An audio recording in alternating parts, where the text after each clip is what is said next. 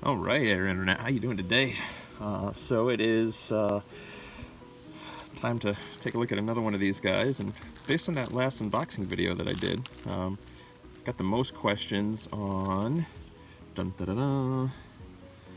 this guy right here. So we're gonna take a look at the Pi today, and if you probably already know based on the title of the video that that's what this is, but yeah, that's what we're gonna look at today. So I also just want to kind of quickly show you. You might notice I've got a nice little case here.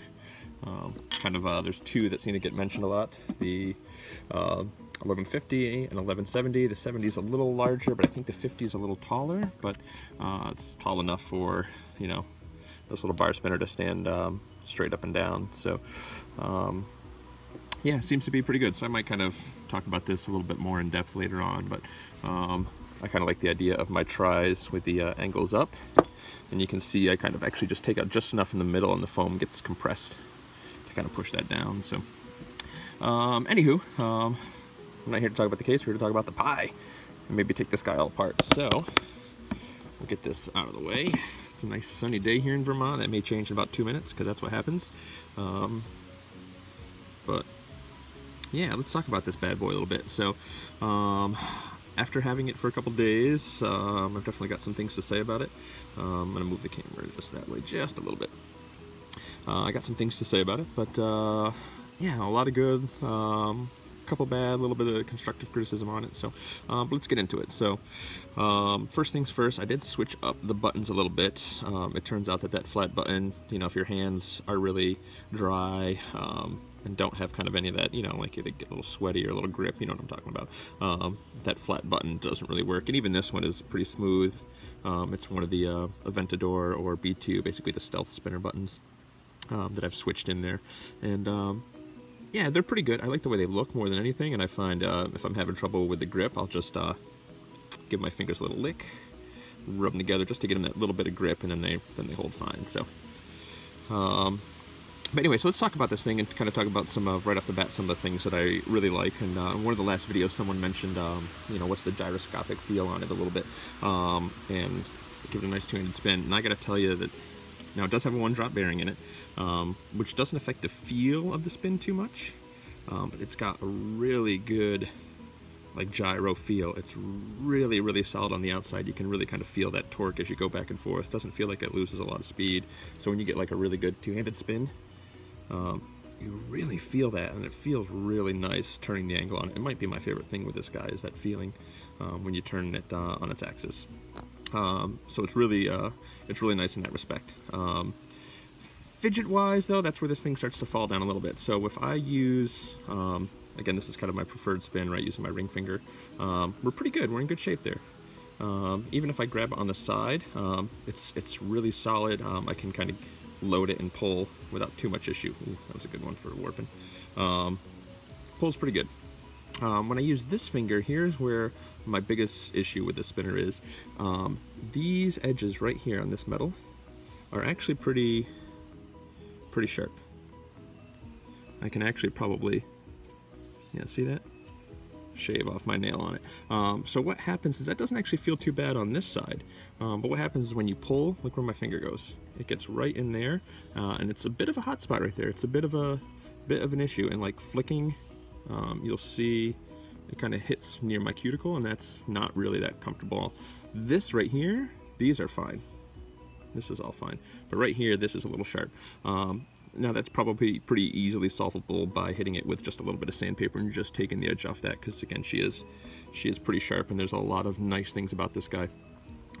Just the design, the feel of it spinning, it feels really good. And again, if you're getting it on the outside and not really getting your finger pinched in there, you're not too bad. But if you're just sitting there kind of mindlessly flicking away at this, I don't know if it's the best fidget spinner. What I would classify this as, honestly, is a really great addition to a collection and more like a hobby spinner. Because it's got a lot of other things going for it, and I think it's cool to add. If I was only going to have one spinner, this would definitely not be it. But I'm not disappointed at all that I got it, because it's got a lot of other good things going for it. Especially with once, you know, they come out with some more arms, which they've said they will be doing. So let's take this guy apart a little bit and get into how this goes. So you can see that one shielded one-drop bearing in there. So first things first, let's just take the arms off. And actually what I'm going to do is I'm going to take 2 of the arms off. Because that's kind of a neat thing you can do with this guy. So I'll take 1 arm off there. And let's put the buttons in frame so you can see them. Why not? Now they did also, I've seen another review somewhere where it came with one of these little screwdrivers, and I guess they mentioned don't using it because it can strip it. Again, mine came with this one, which actually will work obviously in a drill. Or maybe not obviously, but if you couldn't tell, it's a nice little, will work in a drill, but definitely don't power drill this out. And I think they mentioned not to use it, but this one here, because you could strip the screws, this one here is fine, so. All right, I probably need to put the buttons back on. All right, so you got this little guy here. You can kind of do this fun little shake with it. It gives you some good little feedback. You can give it a... Now it doesn't spin very long doing this, honestly, but it's got kind of a good feel. Spinning the weight around. I mean, it's a brass weight, so it's got a lot of pull to it. You can kind of see it shaking my hand. Or even just... It's kind of fun.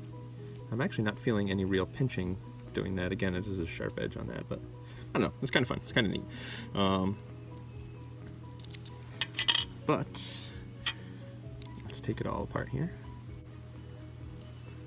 All right. I probably should have left the buttons on because even spinning it like this is kind of okay. Let's do that again real quick. Sorry, buttons go on and off quick though, right? So it's not really a big deal. Although you're really not going to be able to see anything, so I'm wasting my time, right?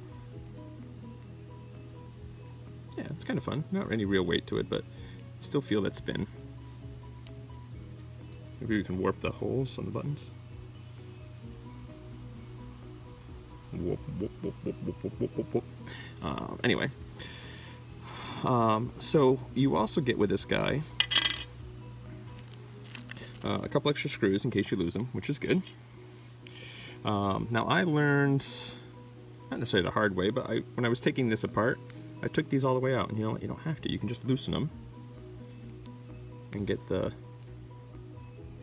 core out. That way you don't have to try and thread them back in. However, you will need to take them out if you want to turn it into a bar spinner. So there's that. Here's this, and then we just unscrew this here. I'm not going to take it apart, but you would just, a little thumb pressure, take it apart. We're good to go.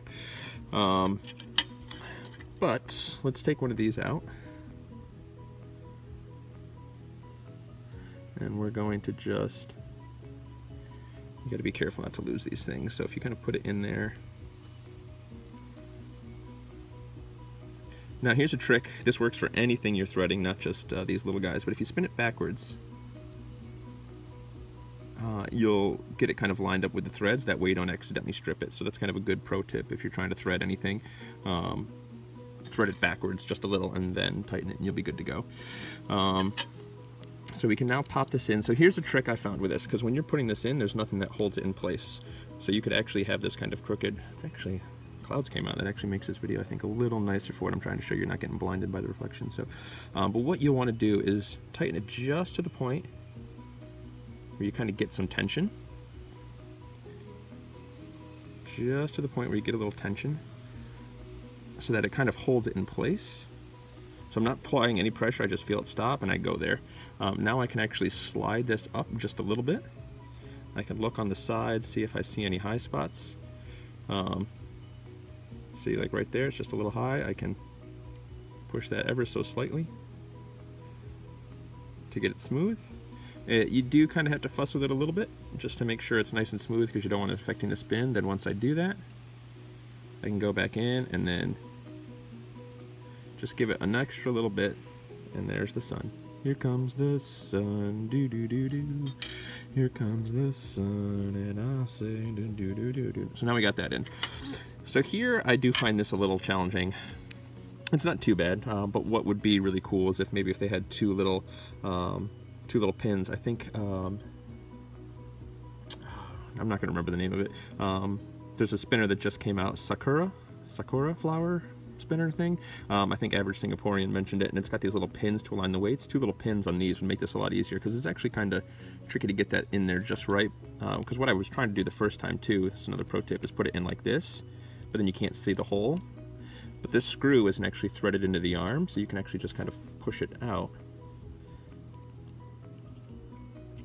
And then once you get it in the hole, spin it backwards just a little to get it lined up, and then tighten it down. So I struggled the first couple times putting these arms back in, just so you guys know, so I'll save you from that.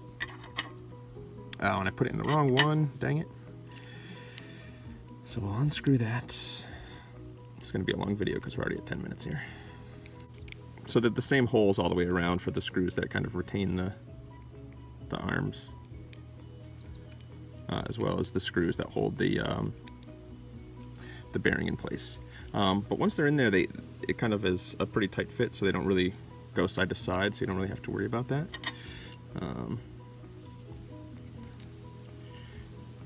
There's a little fly on this table. He might crawl into frame. I might let him before I shoo him away. Shoo, fly, shoo. Shoo, fly, don't bother me. All right. All right, and now we have a bar spinner. Now, as you guys know, I'm not a fan of the old bar spinner. I'm a tri-spinner kind of guy, so I kind of want to show you everything with this guy. So I'll give it a nice two-handed spin here. But now you get that kind of wobble side to side. Not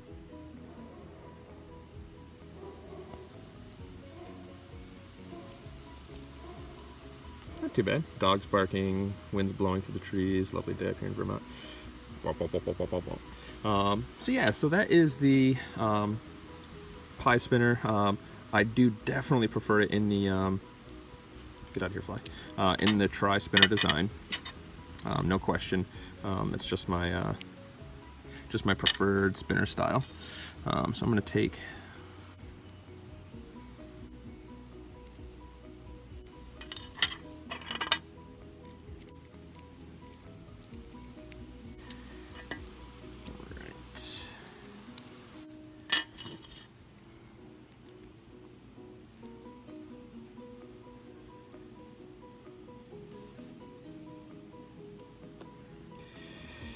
So there we have it. So yeah, with the shape and the design of this guy, like that one drop bearing in there for sure. It's got a really good gyro feel to it. So yeah, let's do an official recap. So pros, love the design, love the shape, love how smooth it feels, especially with a one drop bearing, but all the surfaces are nice and smooth with the exception of this one little edge here, which I kind of like the idea of it being sharp, but again, that does lead to a bit of a hot spot when doing pulls.